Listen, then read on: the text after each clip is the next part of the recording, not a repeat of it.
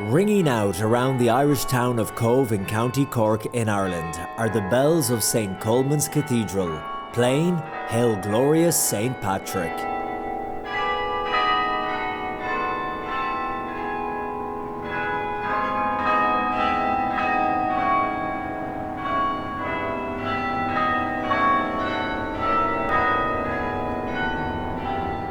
Adrian Gebruers is the man behind the ringing bells and has been climbing these 200 steps to get to work for 52 years now. There's the shortcut which I usually take, which involves going up a ladder. This may look like a type of organ, but it's not. And Adrian is not an organist. He's part of a small group of people in the world who are called a carillonneur.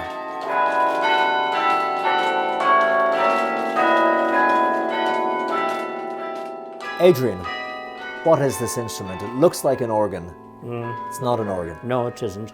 It's what in this part of the world we call a carillon.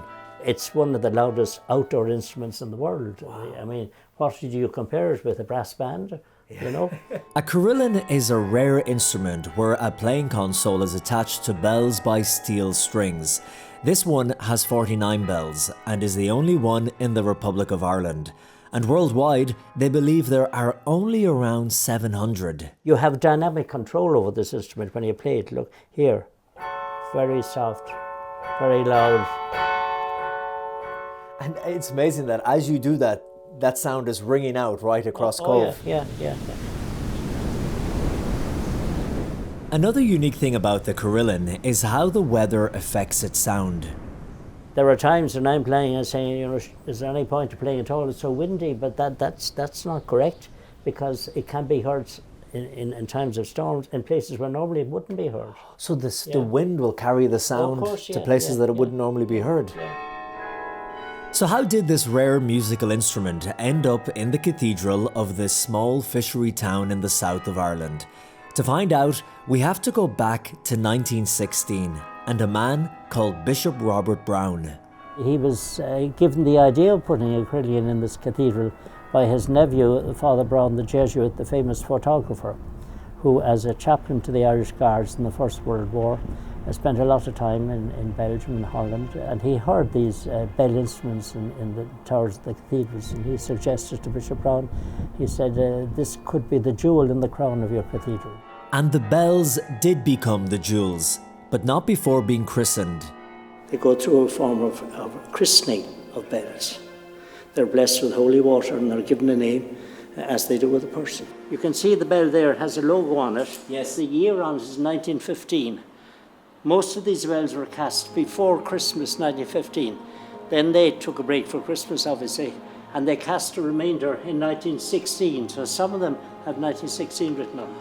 This carillon sat virtually unplayed for 8 years before Adrian's father was appointed in 1924, having turned down a position in New York to work for the Rockefellers. Rockefeller had got interested in carillons. It's a long story, and being Rockefeller, he ordered two of the largest in the world at the time, one in New York, the other in Chicago. My father was off the job carrying air of New York. He was all ready to go, except his mother, who was a keen cinema buff, didn't think America was a suitable country for him, because most of the films she was seeing were cowboy films and everyone was getting shot. Yeah, so she said no, and he didn't go. He listened to his mother. The next job that came up was Cove. So listening to his mother, as good sons do, instead of working with the Rockefellers in New York, Adrian's father settled on Cove in the south of Ireland, a town with a strong link to the US. For example, it's where the Titanic left on its fateful voyage to the US in 1912.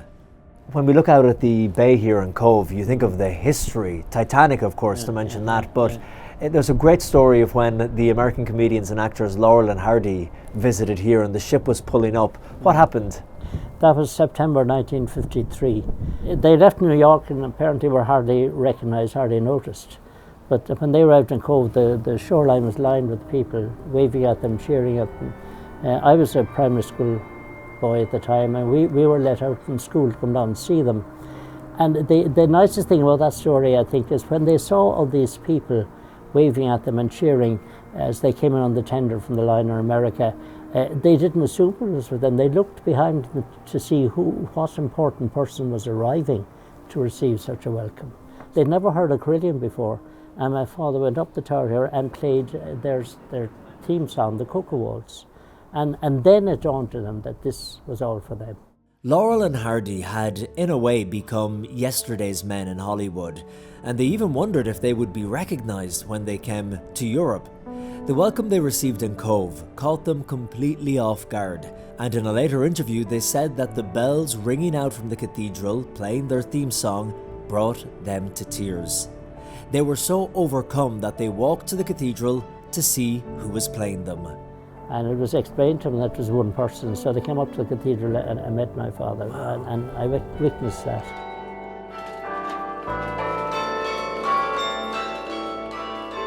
What age are you today, Adrian?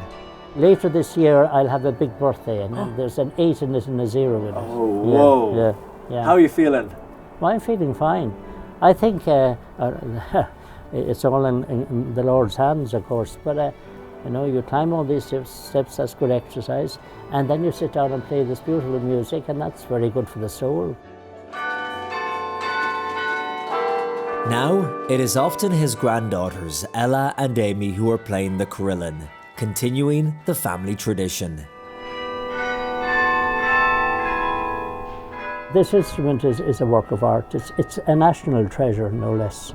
So it can't be silent, it must be played into the future. So next time you're passing Cove in County Cork and you hear the beautiful music coming from the cathedral, pause for a moment and listen to the bells that have been ringing out across the town for over 100 years.